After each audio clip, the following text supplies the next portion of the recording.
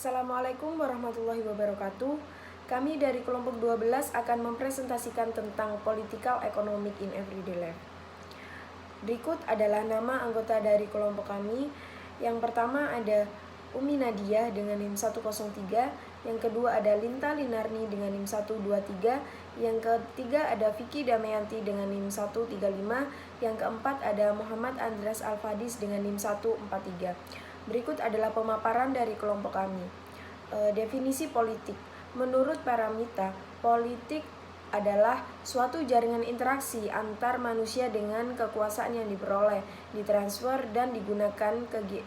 Kegiatan politik diusahakan untuk mencapai keseimbangan dalam rangka mewujudkan kepentingan bersama dalam sebuah organisasi. Ketika keseimbangan tersebut tercapai, maka kepentingan individu akan mendorong pencapaian kepentingan bersama. Menurut Insomudin, setelah kita sering kali melakukan kegiatan-kegiatan yang berhubungan dengan istilah politik, selanjutnya kita akan memahami arti dari politik itu sendiri. Istilah politik adalah serangkaian kegiatan dalam suatu sistem politik yang menyangkut proses untuk tujuan-tujuan dari sistem itu dan melaksanakan tujuan-tujuan yang ingin dicapai. Politik dalam kehidupan sehari-hari. Nah, dalam kehidupan sehari-hari kita tidak dapat terlepas dari yang namanya politik, baik itu terjadi secara sengaja maupun tidak sengaja tanpa kita sadari. Misalnya, sejak kita masih di bangku sekolah, kegiatan politik sudah sering kita alami, seperti halnya memilih ketua kelas, pemilihan ketua OSIS, dan menentukan pilihan-pilihan ekstrakurikuler yang kita minati.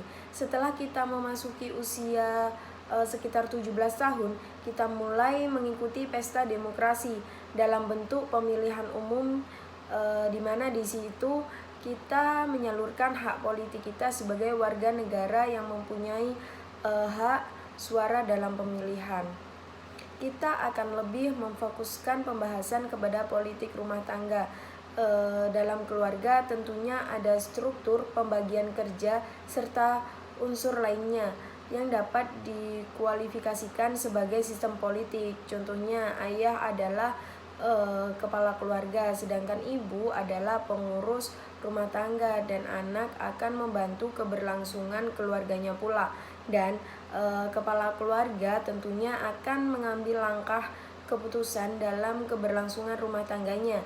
Kebijakan yang diambil pun sangat memiliki ketergantungan terhadap ideologi yang dipegang oleh kepala keluarga. Jika ia menerapkan demokrasi, maka setiap anggota keluarga akan melakukan musyawarah dan bersama-sama mengusulkan kebijakan yang akan diambil, serta keluarga memiliki norma-norma kehidupan mereka sehari-hari, sehingga keluarga dapat dibilang adalah organisasi terkecil dari berbagai macam organisasi kompleks lainnya. Oke, baik. Di sini saya akan menjelaskan mengenai ekonomi dalam kehidupan sehari-hari. Ekonomi mempengaruhi kehidupan sehari-hari kita, baik secara jelas maupun secara halus. Kemudian, dari perspektif individu, ekonomi membingkai banyak pilihan yang harus kita buat tentang pekerjaan, waktu luang, konsumsi, dan beberapa banyak yang harus kita tabung. Kemudian kehidupan kita juga dipengaruhi oleh tren ekonomi makro seperti inflasi, suku bunga, dan pertumbuhan ekonomi. Prinsip ilmu ekonomi dalam kehidupan sehari-hari. Yang pertama yaitu melakukan trade-off. Saat pengambilan keputusan ekonomi, kebanyakan orang akan melakukan tarik ulur keputusan atau trade-off. Kondisi tersebut terjadi karena keterbatasan biaya yang dimiliki oleh setiap orang. Kemudian dalam proses trade-off ini, seseorang mempertimbangkan beberapa kemungkinan dan menentukan pilihan yang terbaik. Tentunya harus ada yang dikorbankan. Kemudian adanya biaya peluang. Biaya peluang atau opportunity cost memiliki hubungan yang erat dengan trade-off. Misalnya, Rina ingin membeli smartphone dan laptop baru, namun ia hanya memiliki uang sebesar 5 juta saja. Rina pun mengorbankan keinginannya untuk membeli smartphone karena lebih membutuhkan laptop untuk bekerja. Dengan begitu, Rina mengorbankan peluangnya untuk memiliki smartphone demi laptop yang dapat membantu pekerjaannya. Kemudian berpikir secara rasional. Ketika melakukan kegiatan ekonomi, hal yang bisa dilakukan adalah berpikir secara rasional. Masih dalam kasus Rina, keputusannya untuk membeli laptop merupakan hal yang rasional, sebab ia masih bisa menggunakan smartphone lamanya untuk tetap berkomunikasi dan mengakses media sosial. Kemudian mendapatkan insentif. Insentif adalah tambahan penghasilan berbentuk uang dan barang yang diberikan kepada para pekerja.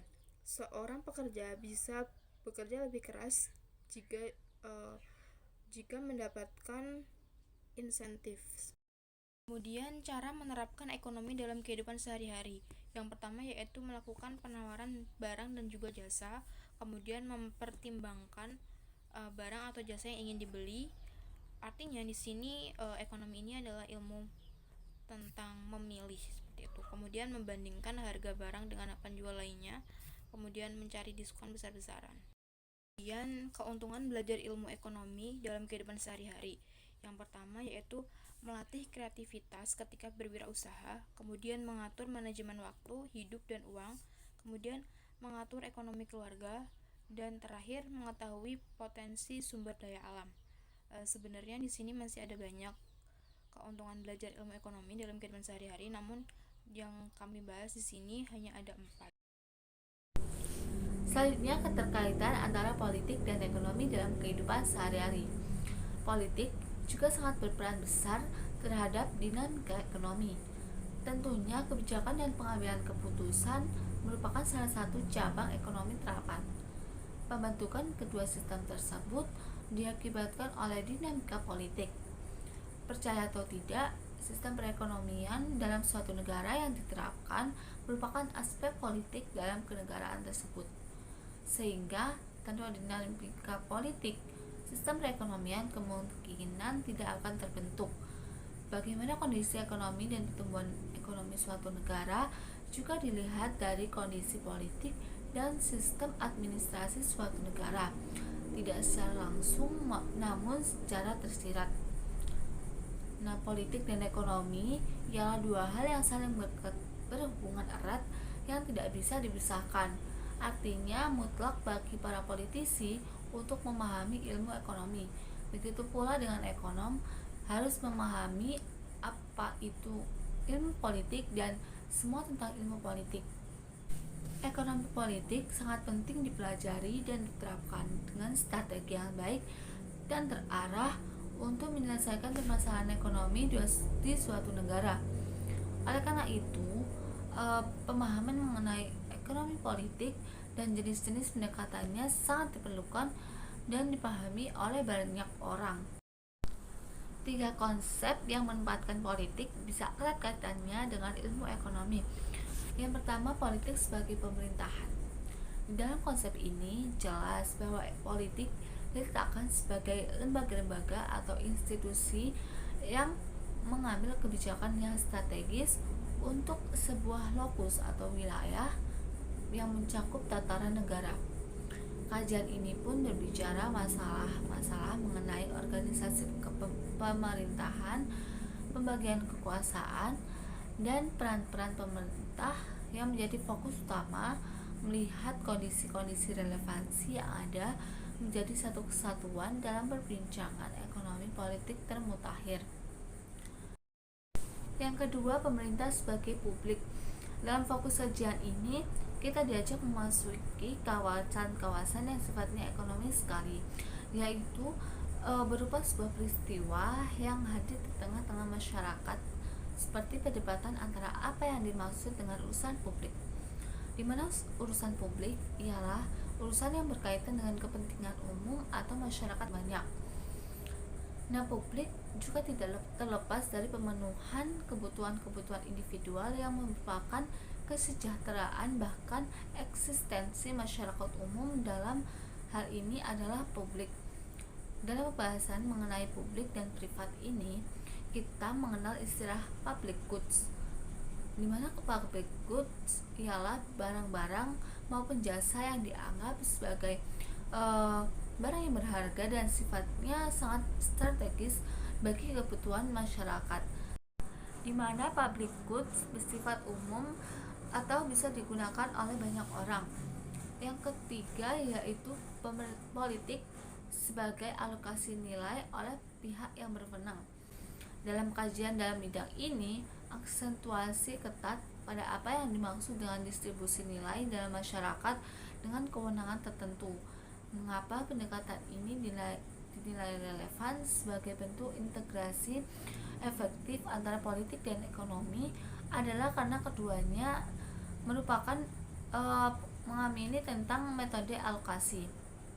Bila dalam sudut pandang ekonomi mengenai kelangkaan, maka tidak terlepas dari sektor produksi, dan ini kaitannya erat dengan politik yang memiliki kewenangan hampir secara penuh untuk semisal distribusi sumber daya alam, kecakapan teknis dalam hal kualitas alat-alat produksi, dan lain sebagainya. Selanjutnya, kebijakan-kebijakan yang berhubungan dengan ekonomi politik. Yang pertama, kebijakan moneter.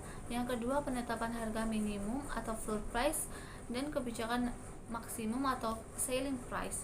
Yang ketiga, kebijakan penetapan upah minimum regional. Yang keempat, kebijakan ekspor impor. Yang kelima, kebijakan neraca pembayaran. Yang keenam, kebijakan utang luar negeri. Yang ketujuh, kebijakan kerjasama ekonomi internasional. Yang kedelapan, kebijakan kurs valuta asing. Yang kesembilan, kebijakan ketenagakerjaan. Selanjutnya akan dijelaskan oleh teman saya. Baik, selanjutnya adalah studi kasus. Studi kasus yang diambil oleh kelompok kami adalah relasi pemerintah daerah dan masyarakat dalam kasus pertambangan emas tanpa izin di Desa Petabahan, Kecamatan Gunung Toar, Kabupaten Kuantan Singingi tahun 2013 sampai 2015. Pertambangan tanpa izin atau peti adalah usaha pertambangan yang dilakukan oleh perseorangan, sekelompok orang, atau perusahaan berbadan hukum yang dalam operasinya tidak memiliki izin dari instansi pemerintah sesuai peraturan perundang-undangan yang berlaku.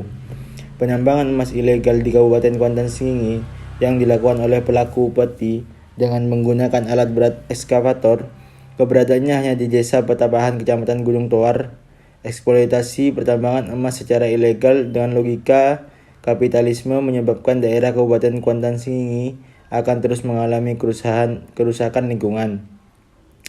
Keinginan untuk mendapatkan keuntungan dari sektor penambangan emas ilegal ini seringkali menghalalkan berbagai cara baik secara tersembunyi maupun secara terbuka. Selanjutnya, penambangan emas di Kabupaten Kuantan Singingi dilakukan secara ilegal, sehingga pemerintah daerah Kabupaten Kuantan Singingi melalui Bupati Kuantan Singingi mengeluarkan surat keputusan Bupati nomor 13 tahun 2013 atas tidak berlakunya lagi surat keputusan Bupati nomor 283 tahun 2006 tentang pembentukan tim terpadu penertiban pertambangan tanpa izin atau peti di Kabupaten Kuantan Singingi pada tanggal 3 Januari 2013. Menunjukkan bahwa terdapat pihak-pihak yang memiliki kepentingan dan kewenangan dalam penertiban aktivitas penambangan emas ilegal.